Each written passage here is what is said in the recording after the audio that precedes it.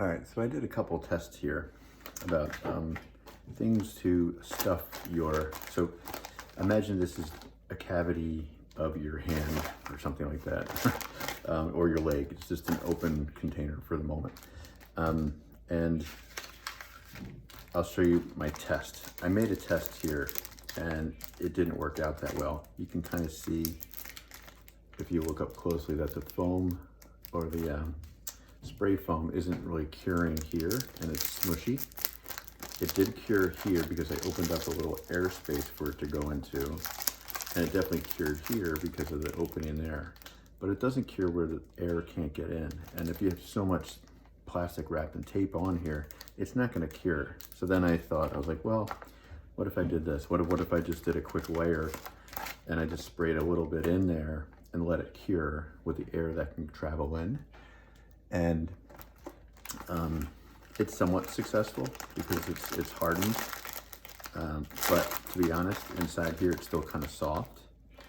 And this has been drying for 2 hours now. So that doesn't seem really fast. And so I'm almost to the point where this Big Gap filler is a big failure.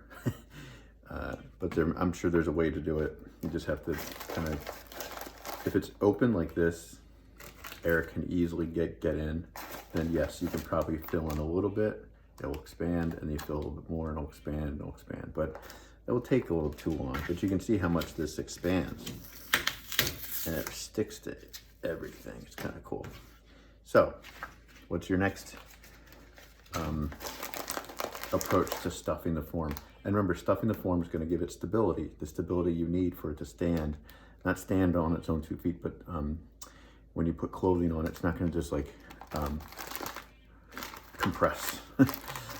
So you got to give it some volume. So this is just a crumpled up bag, paper bag from the grocery store, and you could just kind of stuff it like that.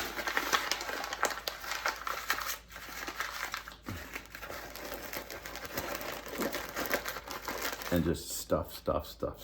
And then that will hold. And the nice thing about this is the most successful. This is lightweight.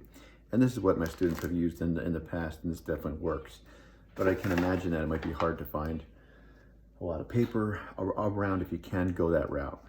Another method that I've seen some students try out, and it's not as effective, but it still works, is using clothing. It's just clothing's a little heavier fabric, so you can just kind of stuff. And this is not really clothing, this is just a kitchen thing.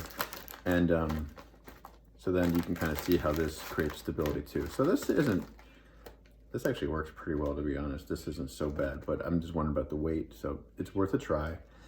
So now that I've done my tests, and I'm glad I did this seemed to be a bust. It's just not working, it's not curing, air can't get in there. And so I would just say don't even worry about wasting your money on that. And use the paper or this. If you think anything else, great. And other than that, you definitely want to stuff these good. Just don't throw a couple pieces of paper in there and think it's going to hold. You want to jam it in there and stuff it really well. So, trying to think of anything else I want to say.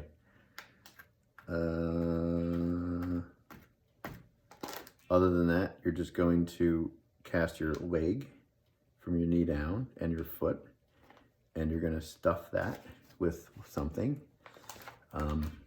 Document it and upload it. And then when you start working with the figure, you'll have an idea how to go about it. But again, I said this before, but when you make a mold of your body or a relative's body, brother, sister, whatever, make sure they're in the position that they're in. There's some videos I'm going to show you of Mark Jenkins working, and it shows how you can make a tape mold of the whole entire body, and then you have to cut seams. But sometimes the seams have to go up, over and up. You have to get creative with the seams so it can come, so you can take it off. And again, I can't stress that enough. When you tape a real person, make sure you're not pulling the tape so tight that it cuts off their circulation. It's really important. And remember, you're not going to tape any heads. So breathing and all that stuff shouldn't even be a worry, because you're going to replace the head with a found object of some sort. I recommend leaning bodies against a wall or supported by something that exists in the house. That's the best way to go about it. That way you don't have to worry about armatures and stuff like that. You don't even want to think about that at all. You should be leaning against something. All right, so let me know if you have any questions.